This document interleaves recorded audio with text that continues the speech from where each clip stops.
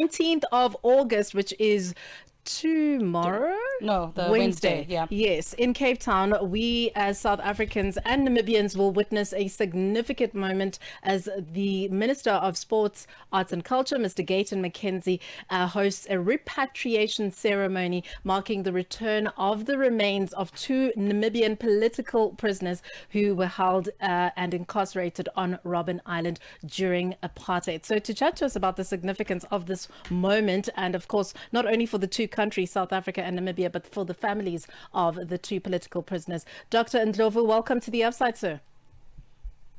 Thank you, and also greetings to your listeners at home. Thank you for chatting to us right here on Channel Africa. We want to understand, this repatriation ceremony and what it means for South Africa and Namibia, especially when it comes to our different countries, the communities that are involved, and of course the families who obviously lost these two individuals during the time. What does this mark and what does it mean? This we regard as a key moment in the history of these two countries, particularly given the nature and the fact that during apartheid and colonial time, freedom fighters and political activists stood against oppression. They stood against also the violence exerted to them through the...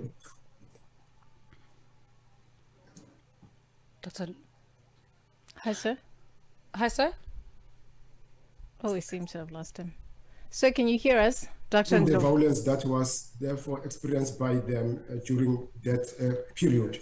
What this does therefore means that as a process of rehumanization and also a process to bring about closure and healing to those communities and also between these two countries. The two countries therefore are willing to look back and as a process and then through this liberatory and process and try to bring about closure and healing. That's then the main focus, because then the political activists, particularly Ubaba Simon Nilenge, Nobaba Festus Nehale, were fighting for the liberation of their people and also the liberation broadly of the SADC and also the Namibians and South Africans. These are the fruits of freedoms that we are enjoying today. They passed away in the 1970s.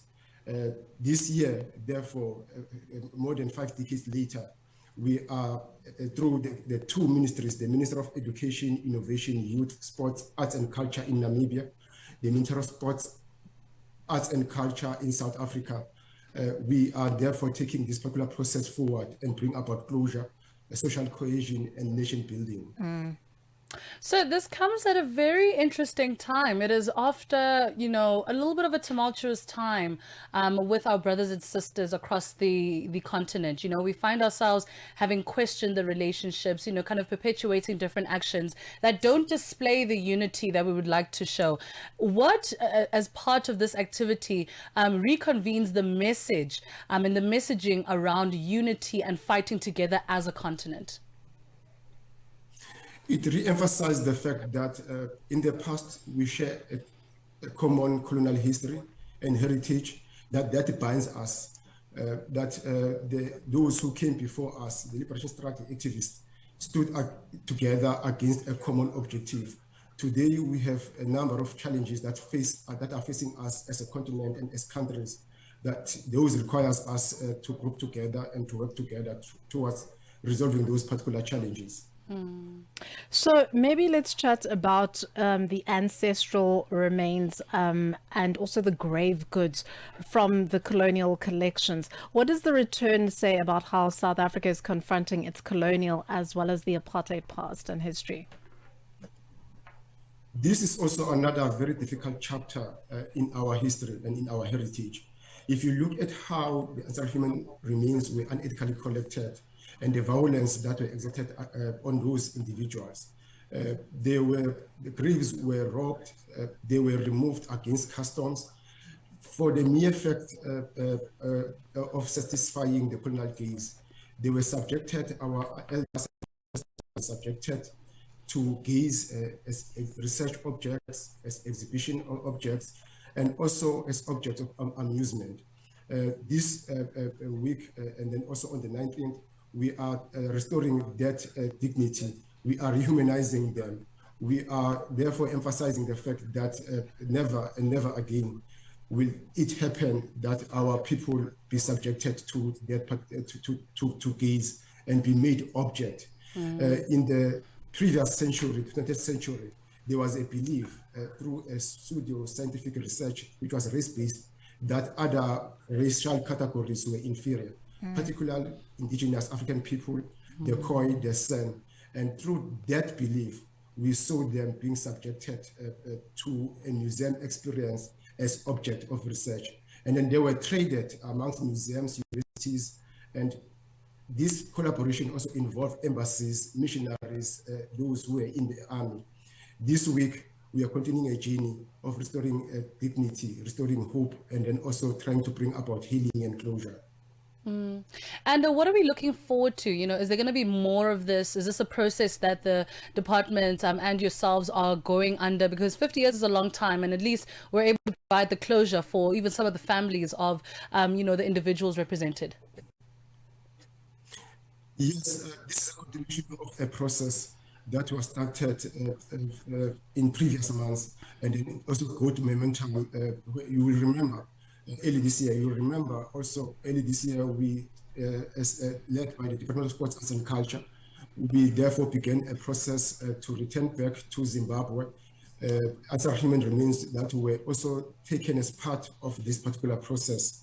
And again, also we return also to Zimbabwe, the national bid, and also the pillar.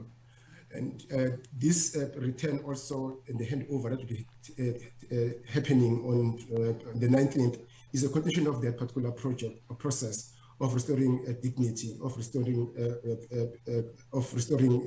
and encouraging collaboration and humanity and the humanness and humanity of those people who were deprived of their Ubuntu.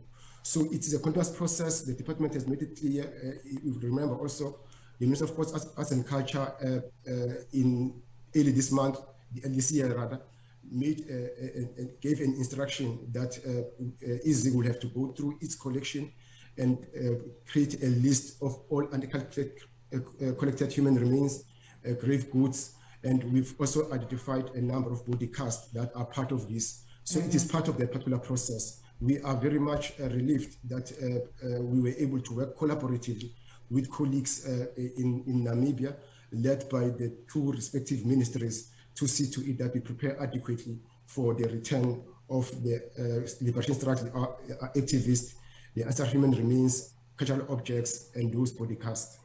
Dr. Ndhlovu, the incredible work that you are doing alongside, the government in Namibia, as well as the various departments. Thank you so much for joining us on The Upside. The acting CEO of Iziko Museums of South Africa, Dr. Bangani Ndhlovu, restoring dignity to the families and the individuals who fought for us to be free and to enjoy the freedoms that we do today. It's 3:30 right here on Channel Africa. Let's get a sports update now. Zai Khan is on standby.